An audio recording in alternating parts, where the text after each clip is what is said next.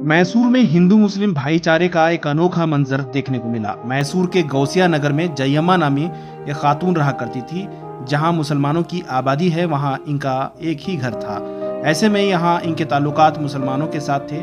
मुस्लिम नौजवान इन्हें जया अक्का कहते थे और जया अक्का हमेशा कहती थी कि मेरी मौत के बाद मेरे जनाजे का कांधा आप ही लोग दोगे। आखिरकार जयम्मा की मौत हुई और उसके बाद जुमा का दिन था। जुमा के दिन नमाज का इंतज़ार किया गया। बाद नमाज के इनकी अर्थी को उठाया गया और मुस्लिम नौजवानों ने अपने कांधों पर उठाकर इनकी अर्थी को ले गए और तदफीन की सारे रसूमात किए। और जहां उनके धर्म के यानी कि हिंदू मज़हब के तरीके से जो रसूमात थे वो उन्होंने किए और बाकी सारे काम जो है मुस्लिम नौजवानों ने मिट्टी डालने से लेके तमाम तर चीज़ें करते हुए वीडियो में साफ देख सकते हैं। एक खूबसूरत मंजर जहां कर्नाटक में नफरत का माहौल है, नफरत को फैलाने की कोशिश कर रहे हैं। वहीं जितने भी नफरत फैलाई जा रही है वहीं इत्तेहाद के पैगाम भी इसी तरह से आते जा रहे हैं। देखिए किस तरह से ये पूरा मामला है।